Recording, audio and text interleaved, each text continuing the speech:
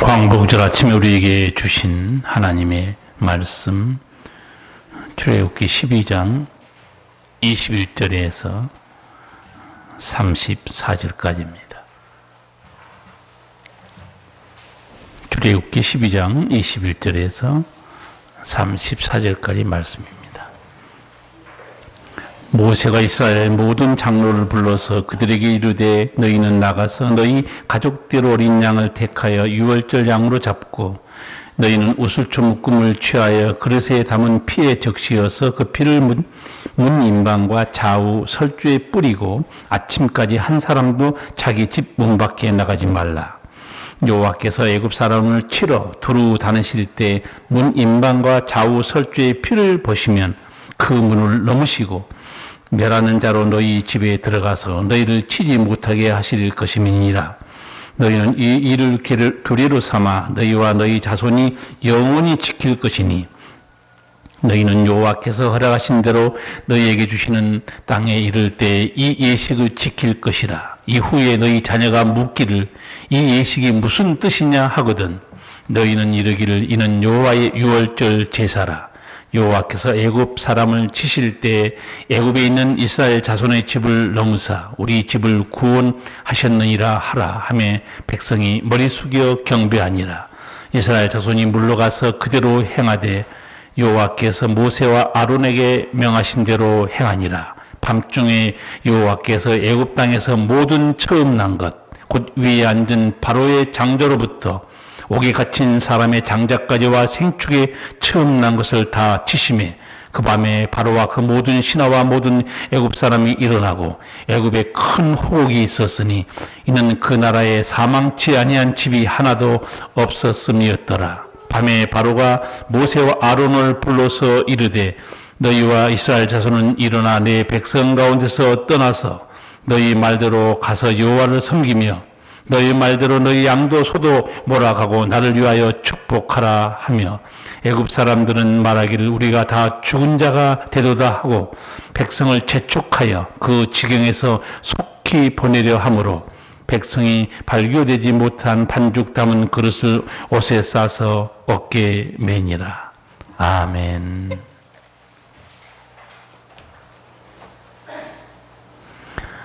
세계 역사를 여러분이 보시면 어느 나라든 고통스럽고 쓰라린 식민지 노예 역사가 있는 것을 알 수 있습니다.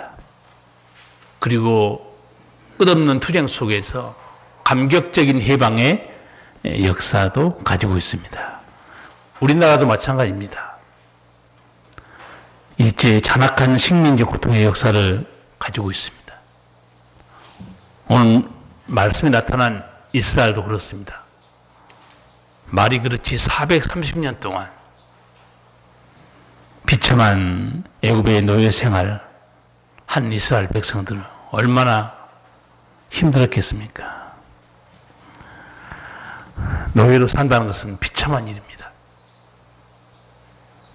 저는 방송에서 가끔 아프리카 노예들이 팔렸던 현장 보존하는 거 본 적이 있습니다.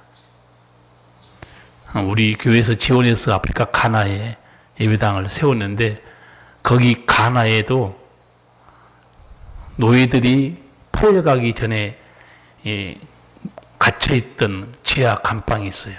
그대로 보존하고 있더라고요. 그리고 이제 마지막 문을 열고 배를 타고 외국으로 팔려나가는 그 문도 있어요. 그 문의 이름이 이렇게 돼 있더라고요. 우리말로 번역하면 돌아올 수 없는 문 그렇게 돼 있어요. Door of no return. 다시는 돌아올 수는 없는 문이라는 거예요. 배를 타고 유럽으로 다른 나라로 팔려간 거예요. 노예는 묶여있는 존재입니다. 자유도 없고 인권도 없습니다. 사회는 살기는 살지만 소망이 없어요. 사는 게 지옥입니다. 그런데 예수 믿는 우리는 아는 게 있습니다. 세상에는 식민지 정치적 노예만 있는 건 아닙니다. 돈에 붙들려 돈의 노예로 사는 사람도 있어요. 술과 도박에 중독돼서 헤어나지 못한 사람도 있습니다. 영적으로 보면 마귀와 귀신에 붙들려 사는 비참한 노예도 있어요. 예수님께서는 우리에게 영적인 의미의 노예에 대해서 말씀한 적이 있습니다. 죄를 지는 자마다 죄의 종이라. 여러분, 자기가 태어나서 마음대로 살고 가고 싶은데 가고 누리고 싶은 건 누리고 사는데 무슨 우리가 종이냐? 그렇게 말합니다. 나는 자유인이야. 여러분, 자유인이라고 큰 소리 쳤는데 그 자유요, 자기가 누릴 수 있는 자유 아니에요. 주님이 불러가시면 그 자유가 없어집니다. 끝까지 못 버티는 거예요. 그리고 자유자로 사는 것 같은데 끝에 가보면 영원한 멸망이 기다리고 있어요. 성도들이 누군가? 정말 성도들은 복된 사람들이에요. 예수님의 보혈로 모든 것으로부터 자유를 얻고 하나님의 은총으로 사는 사람들이에요. 오늘 읽은 출애굽기 12장 애굽의 33년의 종살이가 이제 끝나는 장면입니다. 정말 너무너무 중요한 말씀이에요. 어떤 분은 그렇게 말해요. 목사님, 이게 이스라엘 역사 책인데 구약 성경을 왜 읽습니까? 그렇죠. 구약 성경은 이스라엘 역사예요. 근데 다른 역사도 있습니다. 거기 하나님의 역사도 있습니다. 아셔야 돼요. 하나님의 창조의 역사가 있고 심판의 역사가 있습니다. 구원의 역사도 있어요. 이스라엘 역사 속에 통치하고 다스리는 하나님의 손길이 나타나 있고 그걸 우리로 하여금 들으라고 말하고 있습니다. 하나님은 세계만 다스리는 분이 아니죠. 우리 개인 한 사람 한 사람 다스리고 역사하고 있습니다. 오늘 이 자리에 앉아서 예배드린 여러분, 예수님의 말씀을 들으면 내가 어떻게 하나님 앞에 나오는지 알 수 있을 거예요. 내 아버지께서 이끌지 아니하면 아무라도 내게 올 수 없느니라. 못 나옵니다. 마귀가 나가도록 하면 안 놔둬요. 붙잡고 있습니다. 죄가 붙들고 있어요. 우리 힘으로 하나님 앞에 나왔다고 생각하면 오산이에요. 오늘 또 아버지께서 우리 발걸음을 은혜의 보좌 앞으로 인도하셨구나.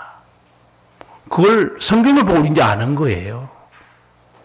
교회 나와도 성경 모르면요, 자기 마음대로 나오고 자기 마음대로 믿는다고 착각하고 있습니다.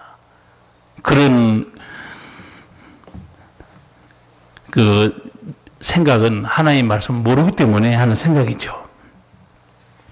여러분, 하나님께 기도하면서 그 이 기도에 응답받고 사는 거, 제가 보기에는 정말 은총 중에 은총이에요.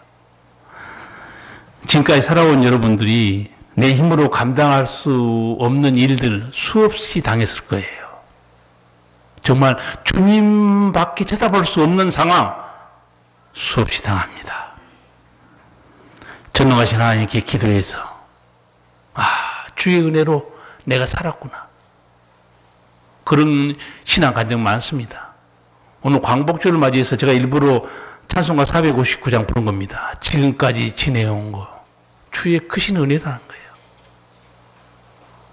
이 자유를 누렸기 때문에 오늘 예배당에 앉아 있습니다.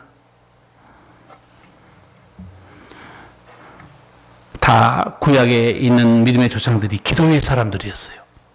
그리고 또 기도 응답 받았어요. 아브라함, 야곱, 모세, 다윗, 한나 전부 기도 응답 받고 산 사람들이에요. 특별히 아브라함은요, 늘 이 나그네 섬기는 걸 좋아하는 사람이에요.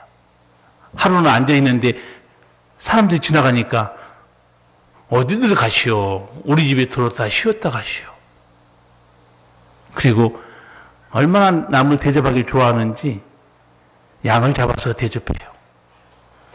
알고 보니까 천사들이었습니다. 그래서 성경이 이렇게 말해요. 손 대접하기를 힘쓰라. 아브라함은 부지 중에 천사를 대접했다는 거예요. 여러분, 남 대접하기 싫고 우리 집에 오는 거 싫고 사람 만나기 싫은 사람 천사 만나기 거의 어렵겠죠? 누굴 대접해야 그 중에 천사라도 만나지. 이 천사가 떠나려고 그러니까 아유, 날도 저물었는데 하룻밤 더 주무시다 가시오. 그러다 그날 저녁에 천사에게 무서운 말을 듣습니다. 우리가 소돔과 고모라를 멸하러 왔느니라. 얼마나 충격적인 얘기예요. 그 말을 듣자마자 아브라함은 긴장합니다. 물론 아브라함은 소돔과 고모라에 살지 않아요. 망할 것도 없어요. 근데 그 성에 누가 살고 있어요? 조카가 살고 있는 거예요. 조카 롯이. 그래서 하나님께 엎드려서 기도합니다. 사실 이제 기도 내용 보면 은근히 하는 기도예요. 그 성에 의인 50명 있으면 하나님 그 성을 멸하시겠습니까? 아니다. 자신이 없으니까 20명 있으면요. 10명 있으면 그래도 내가 용서하마. 더 이상 아브라함이 기도 못합니다. 아브라함 속내는 있어요. 내 조카가 거기 사는데 하나님 우리 조카를 봐서라도 좀 그 성을 용서해 주면 안 될까요? 하나님은 의인을 악인과 함께 절대 죽이지 않습니다. 노아도 마찬가지예요. 롯도 마찬가지입니다. 신의 음성을 듣는 자는 살아납니다. 노아홍수 때 신의 음성을 들은 자가 누구였는가? 노아뿐이었어요. 오늘날도 마찬가지예요. 예수의 음성을 듣는 사람은 살아납니다. 살 길이 있어요. 아브라함이 기도에서 조카가 구원받은 내용이 창세기 19장 29절에 간단히 기록되어 있습니다. 하나님이 들의 성들을 멸하실 때, 곧 롯에 거하는 성을 엎으실 때 아브라함을 생각하사 롯을 그 엎으시는 중에서 내어 보내셨더라. 아멘. 하나님이 유황불로 심판할 때 하나님이 아브라함을 생각하사 삼촌의 기도를 들으시고 롯을 빼낸 겁니다. 그 유황불에서. 여러분, 중보기도 중요합니다. 식구를 위해서 기도하셔야 되고 집안을 위해서 기도해야 되고 구원받을 영혼들을 위해서 기도하셔야 돼요. 역사가 있습니다. 하나님의 기도를 들으세요. 아브라함의 기도만 들으신 하나님 아니죠. 우리가 야곱의 기도 하나님이 어떻게 응답하시는가 창세기 18장 보면 야곱의 기도가 기록되어 있습니다. 멀리 애삼촌 집으로 도망쳐야 되는 야곱 하나님께 부르짖어요. 하나님이 나와 함께 계시사 내가 가는 이 길에서 나를 지키시고 먹을 양식과 입을 옷을 주사 나를 평안히 아비 집으로 돌아가게 하시오면 여호와께서 나의 하나님이 될 것이요 내가 기둥으로 세운 이 돌이 하나님의 전이 될 것이요 하나님께서 내게 주신 모든 것에서 10분 1을 내가 반드시 하나님께 드리겠나이다. 기독교의 기도는요 독백이 아닙니다. 혼자 연불 외우는 게 아니에요. 기독교의 기도는 대화입니다. 내가 하나님께 말씀드리고 하나님은 내게 말씀하셔요. 응답하십니다. 하나님께서는 도망치는 야곱과 동행하셨어요. 야곱의 기도대로 먹을 것 다 주시고 이룰 것도 주시고 가족도 다 이루어 주셨어요. 금이 환영하게 해주었습니다. 성도 여러분, 기도에 늘 힘쓰셔서 하나님의 은혜로 사시기를 축복합니다. 기도를 쉬면 안 됩니다. 10시간 걱정할 시간에 단 1분의 기도가 더 중요합니다. 기도는 하나님의 권능을 내 삶 속에 개입시키는 신비한 능력입니다. 하나님의 능력을 내 삶 속에 개입시키는 사건이에요. 고통과 억압을 견딜 수 없는 이스라엘 백성들 하나님께 계속 부르짖었어요. 출애굽기 2장 23절입니다. 여러 해 후에 애굽 왕은 죽었고 이스라엘 자손은 곤욕으로 인하여 탄식하며 부르짖으니 그 곤욕으로 인하여 부르짖는 소리가 하나님께 상달한지라. 하나님께 상달됐어요. 하나님이 노예 생활의 고통과 학대를 다 보고 계신 거예요. 들으신 겁니다. 여러분, 기도가 상달됐다. 그러면요, 이제 끝난 거예요. 해결된 겁니다.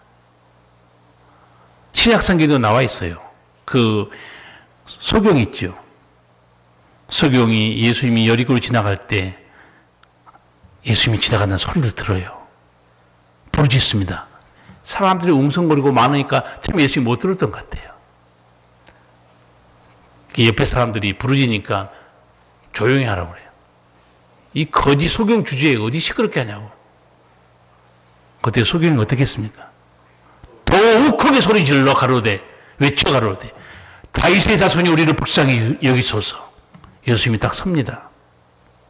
들으셨어요. 예수님께서 들으시면요, 문제는 해결된 거예요. 하나님께서 들으시면 문제는 끝난 겁니다. 그래서 우리는 쉬지 말고 낙심하지 말고 부르짖어야 돼요.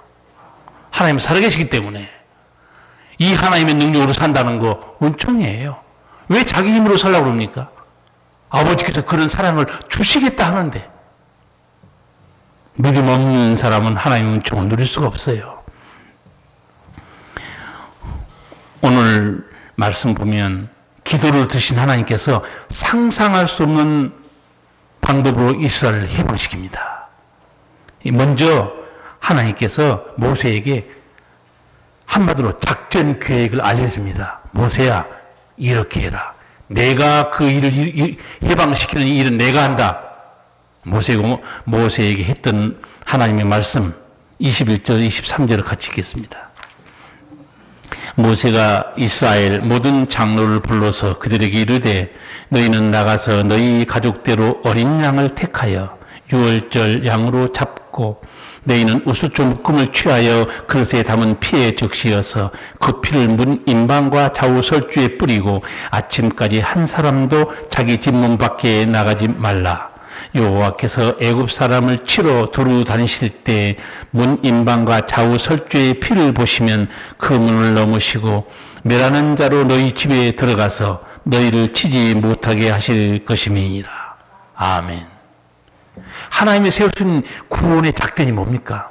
첫 번째는 어린 양을 잡으라는 거예요.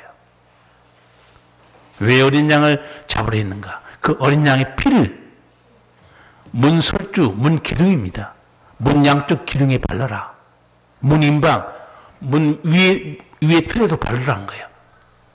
이게 첫 번째 하나님이 말씀하신 내용이에요. 이 놀라운 하나님의 계획, 그 계획의 정점이 뭐냐면 애굽의 장자가 죽는 사건이에요. 무시무시한 사건입니다. 어느 누구도 하나님께서 한 사람의 장자가 아니고 모든 집의 장자 다 하나님 주십니다. 짐승의 첫 새끼까지. 여러분, 얼마나 무시무시한 일입니까? 하나님이 이 계획을 세우고 있어요. 누구도 상상하지 못합니다. 여러분, 우리 인간의 일은요, 하나님의 손에 달려 있습니다. 위에서 결정합니다. 하나님이 결정해요.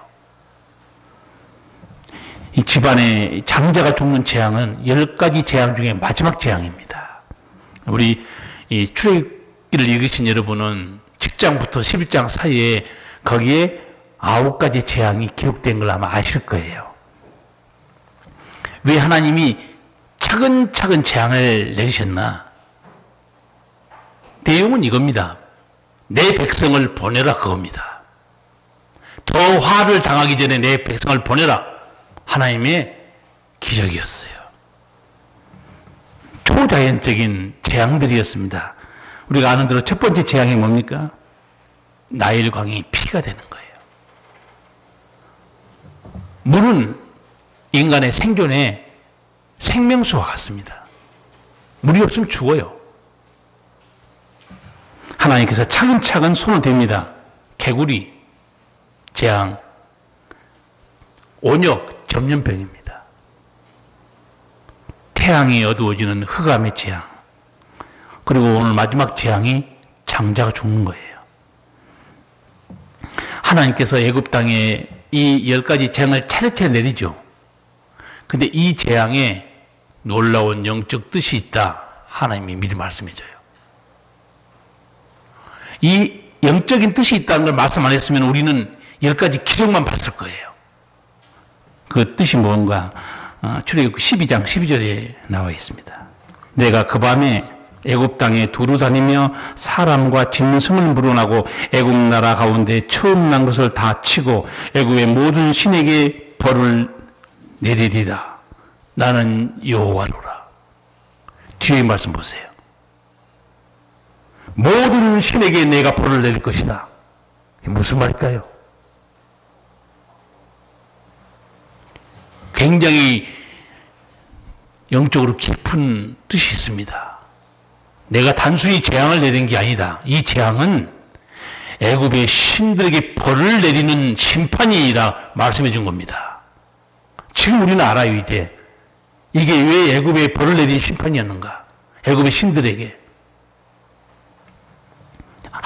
몇 가지만 설명해 드릴게요. 첫 번째, 나일강이 피로 됩니다. 애굽 사람이 섬기는 신이 있습니다. 그게 물의 신입니다. 물의 신을 섬겨요. 하나님 나일강을 피로 만듭니다. 물의 신을 섬겼던 이집트 사람들은 충격받습니다. 물이 없어 피가 되어버렸으니 물의 신이 심판받은 거죠. 두 번째, 흑암의 재앙이 있습니다. 뭐에 대한 심판입니까? 그들은 태양신을 섬겼어요. 하나님이 태양을 어둡게 만들어버립니다. 그들의 신이 어디 있냐 이게요. 마지막, 장자가 죽습니다. 그들은 또 이런 신도 섬기고 있어요. 생명의 신. 생명의 신이 죽어요. 여러분, 이제 영화도 보면 쉽게 이런 장면이 나오는데, 바로의 집안의 장조도 죽는다 그랬어요. 모세가 경고했어요. 애가 죽자 애를 들고 자기 신을 찾아가죠. 영화 보면 살려달라고 그래요. 죽은 자기 아들 누가 살립니까? 내가 이 재앙을 통해서 애굽의 모든 신들에게 벌을 내릴 것이다. 난 너무너무 충격적인 말씀이에요. 하나님의 심판에는 영적인 의미가 같이 들어있는 거예요. 이 재앙을 통해서 하나님이 뭘 말씀하시는 건가요? 너희들이 섬겼던 우상 헛것이라는 거예요. 아무 능력도 없다는 거예요. 나만 홀로 창조자요, 나만 홀로 전능자요, 나 홀로 심판자이니라. 하나님 보이신 겁니다. 인간이 만든 종교에 구원이 없습니다. 여러분, 우리나라뿐만 아니고 인간의 심성에 신을 섬기는 심성이 있어요. 그래서 여러분이 어느 나라든지 여행해 보면 그 나라에 온갖 신전도 있고 신상을 볼 거예요. 인간이 만든 종교 우상들이 얼마나 많습니까? 다 헛겁니다. 아무 힘도 없어요. 인간이 타락하면서 지성도 타락했다. 그걸 보여준 내용이 로마서 1장입니다. 인간이 타락하면서 이 지성도 함께 타락합니다. 지성이 함께 타락하면서 오는 그 가장 어리석은 행동이 뭐냐? 피조물을 조물주보다 더 섬긴다는 거예요. 공부 많이 하면 똑똑한 것 같죠? 타락하면 인간의 지성도 함께 타락해요. 공부 많이 한다고 해서 지혜로운 게 아니에요. 피조물을 하나님보다 더 섬기고 있어요. 분별력이 없는 거죠. 누가 아버지 하나님인지, 뭐가 피조물인지. 제가 욥기에 대해서 설교 여러분 하면서도 자녀든 재산이든 건강이든 뭐든지 그건 하나님이 준 선물이라고 그랬어요. 선물. 거기다 소망을 두지 말라고 그랬어요. 소망은 하나님께만 두라고 그랬어요. 하나님만 홀로 우리의 소망이에요. 인간이 타락하면서 헛된 것에 목숨을 걸고 살고 있습니다. 그 오늘날 헛된 것에 인간이 대부분 목숨 거는 게 돈입니다. 지난주 말씀드렸죠. 부자 청년. 선한 선생님, 내가 어떻게 하면 영생을 얻겠습니까? 영생 얻고 싶으냐? 날 따라오라고 그러죠. 재물을 팔아서 가난한 자에게 주고 따르라. 못 따라갑니다. 근심하며 돌아가요. 재물이 많은 거로. 그래서 지난주 설교하면서 이병철 회장이 세상 떠나기 전에 그래서 신부에게 물었던 거예요. 21개 항목 중에 하나 있어요. 부자는 천국에 못 들어갑니까? 성경 많이 읽은 사람이에요. 여러분, 멍청한 사람은 질문도 못해요. 아는 사람이 질문하지. 부자는 천국에 못 갑니까? 예수님이 얼마나 그 부자가 천국 못 들어간다고 심하게 말씀했습니까? 낙타가 바늘귀로. 이야, 진짜 얼마나 센 말씀 같아요. 감자가 바늘귀로 우리도 못 들어가는데 낙타가 바늘귀로 못 들어간 것처럼 부자는 천국에 들어가기 어렵다는 거예요. 그러니까 이병철 회장이 그럼 부자는 못 간다는가? 속으로 자기가 부자라고 생각했던 것 같아요. 여러분, 여기 부자라고 생각하는 사람 있습니까?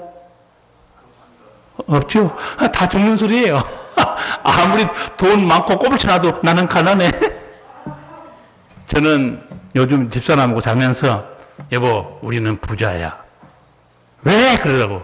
이불이 2개잖아. 아니, 이불이 왜 2개니 부자야? 찢어지기 가난한다는 말 들어봤어? 왜 찢어지기 가난한다고 말하는지 아세요? 이불이 하나밖에 없어가지고 추워서 서로 땡기다 보니까 그래서 찢어진 거예요. 아시는가 모르겠어요. 여보, 우리는 이불이 2개잖아. 더우니까 각지 얇은 이불지 하나씩 붙들고 하나씩 다른 거예요. 깊은 뜻도 모르고 뭐가 우리가 부자냐고. 이불이 2개라니까. 여러분 집에 이불 2개 있죠? 2개 정도가 아닌지 아마 수십 차가 있을 거예요. 은혜를 알아야지. 하나님의 은총을 알아야 감사하지. 그렇지 않습니까? 하나님의 은혜로 살면서도 은혜인지 모르면 당연히 감사가 안 나오죠. 그리고 찬송도 안 나온 거예요. 이렇게 인간이 타락하면 뭘 붙들고 살아야 되는지, 뭐가 감사한지, 뭐가 행복한지를 못 깨달은 거예요. 하나님께서 재앙을 하나씩 내리는데 정신 못 차리니까 반복합니다. 첫 번째, 두 번째, 세 번째. 그때마다 바로는 충격받습니다. 그리고 보낼까 하다가 또 안 보내요. 왜 그런지 아세요? 아니, 노예가 지금 수백만 명인데 그걸 내보내면 얼마나 국가적 손실입니까? 안 보내요. 마음이 안악해서 죽기 살기로 덤벼요. 여러분, 이 모습을 보고 하나님께서 정말 무서운 말씀 한마디 해요. 출애굽기 9장 15절 제가 읽어드릴게요. 내가 손을 펴서 온역으로 너와 내 백성을 쳤다면 내가 세상에서 끊어졌을 것이나 내가 너를 세웠으면 나의 능력을 내게 보이고 내 이름이 온 천하에 전파되게 하려 하였음이니라. 바로 너 알라는 거예요. 내가 온역으로 코로나19와 똑같습니다. 온역이 전염병이에요. 내가 전염병을 쳤으면 너와 내 백성은 다 죽어 자빠졌다는 거예요. 알기는 하나 이거예요. 무섭습니다, 여러분. 사람 대단한 존재 아니에요. 저는 이 말을 듣고 읽으면서도 가슴이 섬찟한 거예요. 내가 원역으로 쳤으면 너와 내 백성이 이미 죽어 자빠졌다는 거예요. 왜 살려든지 아느냐 이게요. 근데 이 말 들으면 바로가 찔렸을까요? 그 멍청한 인간이 정신 못 차렸을 거예요. 사람 목숨은 대단한 거 아닙니다. 핵폭탄으로 죽은 게 아니고 눈에도 안 보이는 바이러스, 이 코로나19 이거 델타 변이. 요새 의학자들이 이 코로나19를 무슨 바이러스로 말하는 줄 아세요? 내 마음에 딱 들게 표현하더라고. 심판날의 바이러스 이렇게 말하고 있어요. 심판날의 바이러스. 예수님이 종말의 징조 중에서 이미 말씀하셨어요. 오늘도 장로님께서 기도하시면서 기후를 보면서 예수님의 재림을 우리가 잊으시면 안 된다고 기도했는데, 여러분 이제 기후는요 사람 손으로 어떻게 해볼 수가 없어요. 뭐 바이러스야 우리도 지금 내년에 상반기에 잘하면 한국에서 백신 나온다고 그러더라고요. 우리나라 백신 나오면 이제 뭐 외국에서 뭐 그걸 뭐 좀 주시오 뭐 그럴 필요가 없다는 거예요. 여러분 빌 게이츠가 어떤 사람입니까? 그분이요 우리나라 공장에 백신 개발하라고 돈 얼마 낸 줄 아세요? 2,400억이 넘게 투자한 사람이에요. 그래서 정부에 대해서 지금 비판하는 사람도 있어요. 우리 정부에서는 30억도 지금 투자 못하고 있다는 거죠. 앞으로 한 몇 조 한다고 그러더라고요. 그러면 그거 SK에서 내년 상반기에 한국에서 백신 나와요. 지금 중간 이상까지 보니까 현재 나온 것보다 5배나 뛰어나다는 거예요. 그럼 우리나라에서 생산하지만 누가 가져갈까요? 투자자가 가져가지. 투자자 가져갑니다. 그러나 기후는 여러분 뉴스를 보셨겠죠. 나는 그리스의 뭐 올림픽 발상지인가 어디 불나가지고 사람들이 너무너무 급해가지고 바닷가로 튀어나와서 배 타고 도망가고 보고 깜짝 놀랐어요. 하늘이 시뻘겋고 정말 요한계시록에 나오는 심판날의 모습 같아요. 예수님이 그랬어요. 재난의 시작이다. 재난의 시작이에요. 자, 우리 믿음 잘 지키고 아버지 앞에 가야 돼요. 여기서 내가 봐도 나는 잘하면 안 죽을 수 있다. 그 사람 없어요. 한번 해보세요. 나는 잘하면 안 죽을 수 있어. 다 죽어요. 믿음 지켜야 되는 거예요. 어차피 우리는 예수님 안에서 살고 있습니다. 왜 하나님은 10가지 재앙을 계속해서 내리셨나? 바로를 죽이지 않고.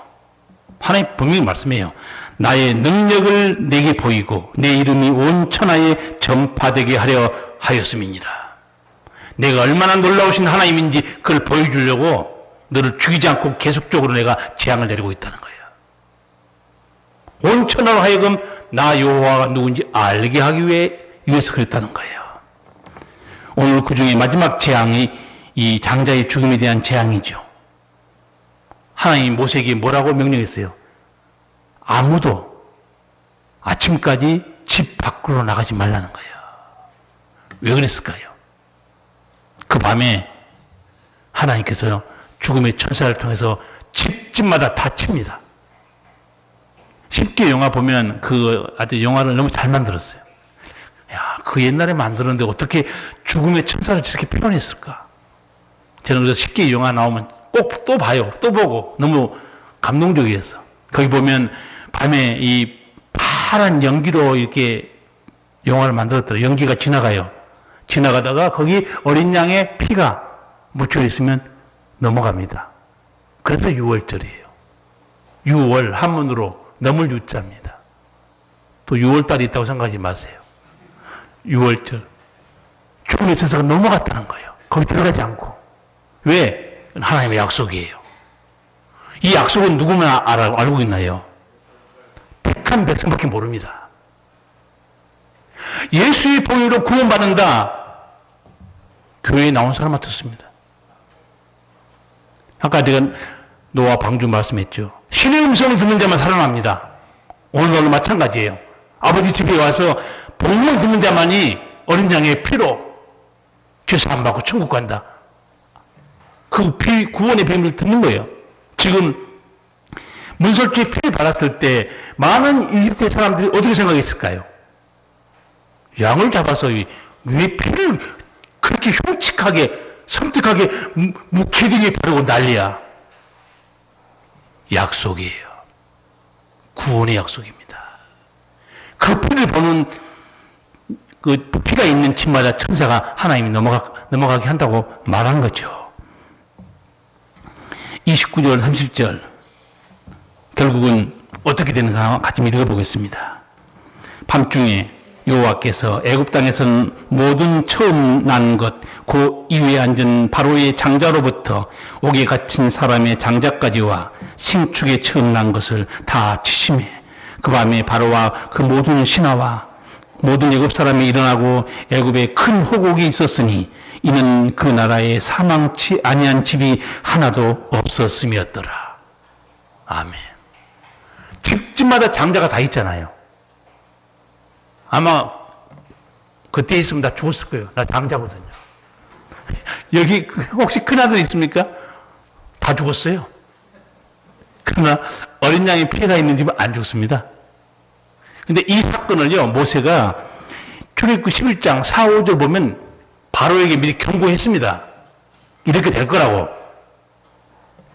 모세가 바로에게 이르되 여호와께서 이같이 말씀하시기를 밤중에 내가 애굽 가운데로 들어가리니 애굽 가운데 처음 난 것은 위에 앉은 바로의 장자로부터 맷돌 뒤에 있는 요종의 장자까지와 모든 생축에 처음 난 것이 죽을지라. 경고했습니다. 그런데 듣지 않아요. 이 엄청난 재앙을 당하기 전에 이스라엘 백성을 내보내라 이거예요. 안 듣습니다. 바로가 어떻게 생각했을까요? 내가 상상해 봤어요. 야, 협박하냐? 공갈치냐? 야, 사람이 한 사람 죽을 수 있어. 어떻게 집집마다 장자가 다 죽냐? 너 협박하는 거야?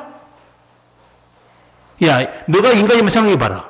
어떻게 집집마다 다 죽냐, 그게. 그리고 가축의 첫 새끼마다 어떻게 그렇게 다 죽냐, 이거예요. 무슨 말 같은 소리 하느냐 하면서 아마 개무시했을 거예요. 바로는 하나님이 누군지 몰라요. 아까 하나님이 바로에게 경고했죠.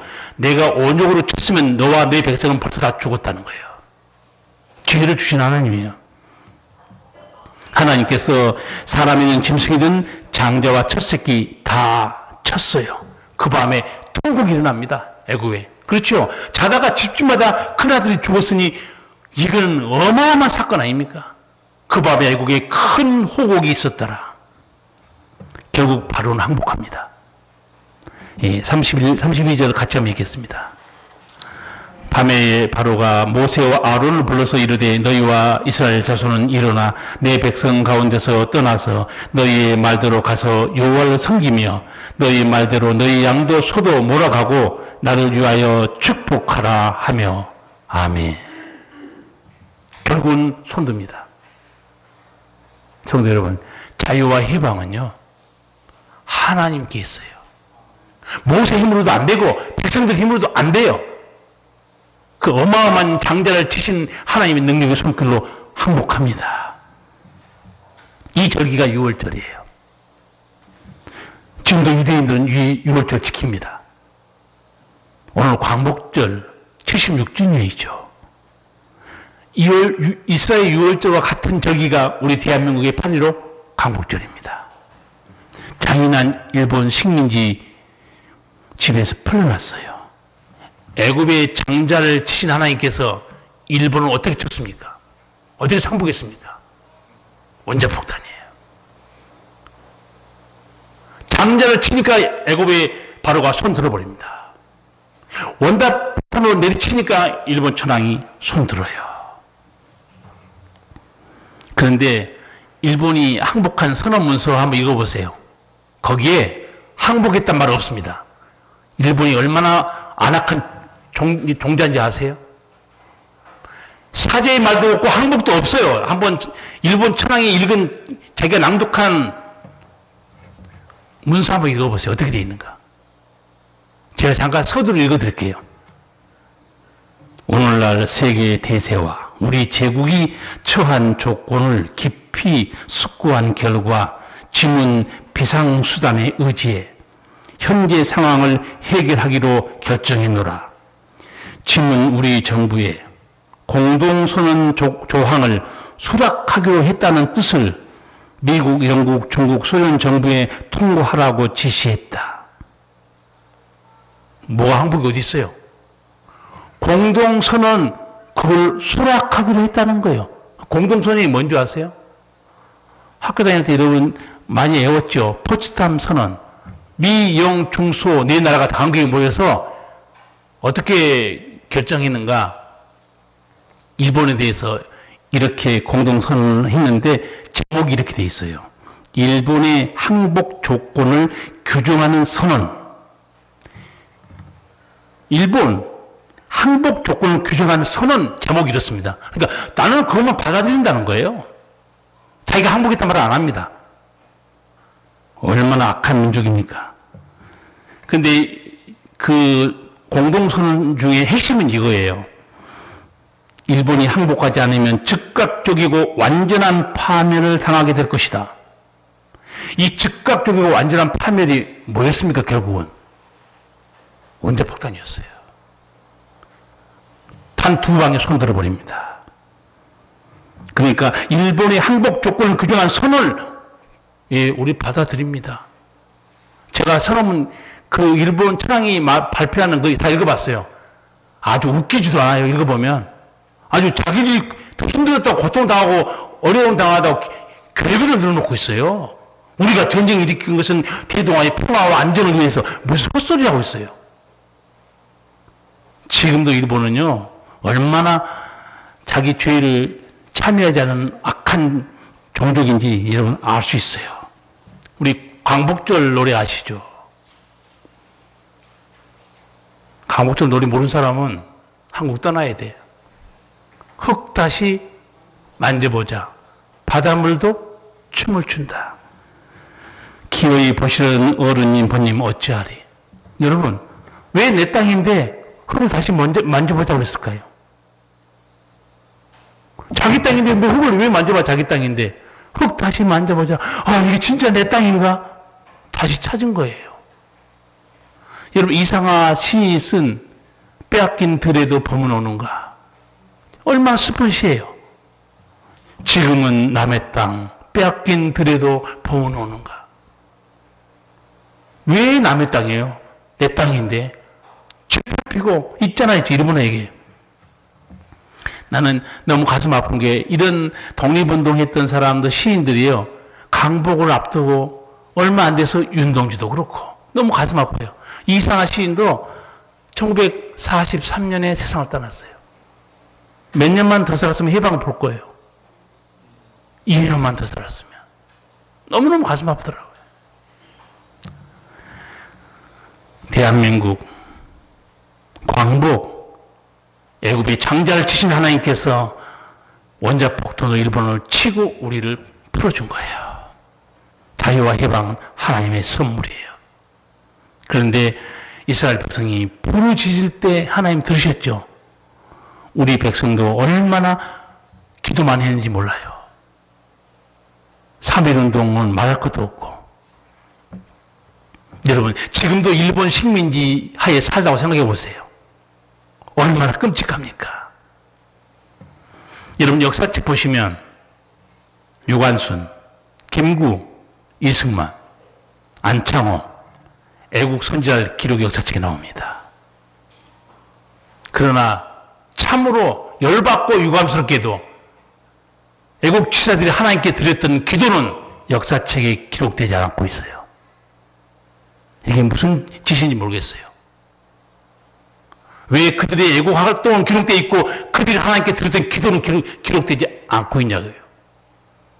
제가 기도 두 개만 소개할게요. 하나님, 우리나라를 불쌍히 여겨주소서. 어서 우리나라가 독립이 되어 우리 정부가 들어서고 내가 우리나라 정부의 마당을 한번 쓸어보고 좋게 해주소서. 누가 기도했는가? 그 유명한 김구 선생의 기도입니다. 왜 학교에다 이걸 가르치지 않냐 이거예요. 또 한 사람 기도문 소개할게요. 오 하나님 이제 시간이 임박했습니다. 원수외를 물리쳐 주시고 이 땅에 자유와 독립을 주셔서 예수님 이름으로 기도합니다. 아멘. 누구예요? 유아준 열사입니다. 가르치지 않아요, 나라에서. 가르쳐야죠. 교회에 나온 여러분만 유식한 겁니다. 교회에 안 나오면 이런 걸 어떻게 알 수 있겠어요? 죄와 사망에서 해방을 주사 죽음과 치유 형벌을 명쾌하신 분이 예수님의 어린 양의 보혈은 핍니다.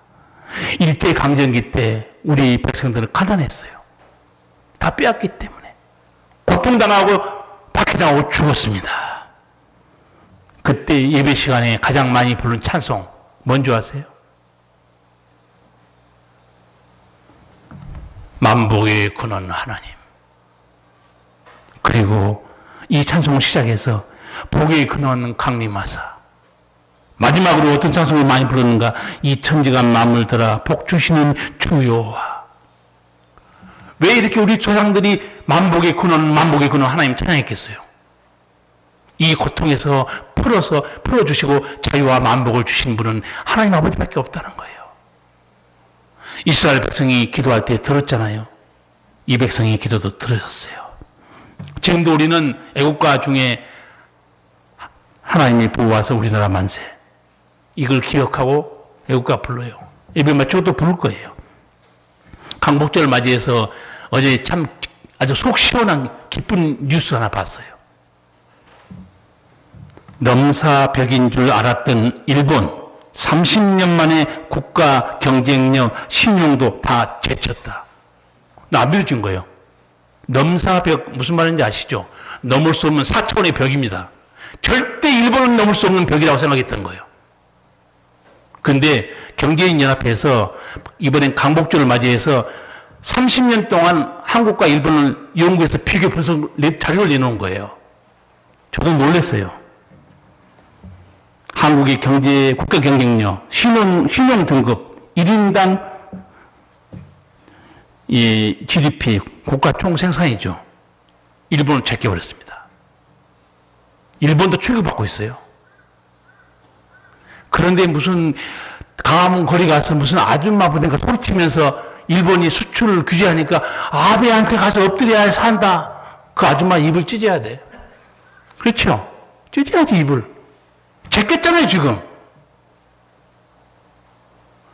기도하는 민족, 망하지 않습니다. 하나님께 예배하는 민족, 절대 망하지 않아요. 저는 이번에, 한국이, 그렇다 일본을 다 이긴 건 아니지만, 이렇게 벌써 하나씩 둘씩 제껴가고 있다.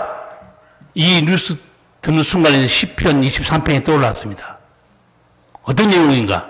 다윗이 하나님께 찬양한 내용이에요. 내 원수의 목전에서 내게 상을 베푸시고 내게 기름으로 바르신 내 장이 넘치나이다. 우리 하나님께서 고통 주었던 일본 앞에서 당당하게 상을 베풀어주고 있습니다. 높여주고 있어요.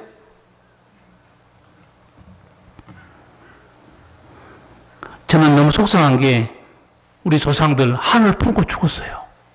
이런 날을 못 보고 군함도에서 끌려가는 거 봤죠? 그 지하에서 징용 끌려서 죽임당하고 위안부로 죽임당하고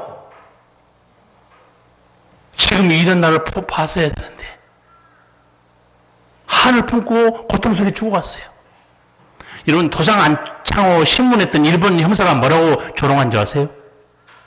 나는 죽어도 살아도 대한민국 독립을 위해서 한다. 형사가 이렇게 조롱했어요. 당신은 조선의 독립이 가능하다고 생각하는가?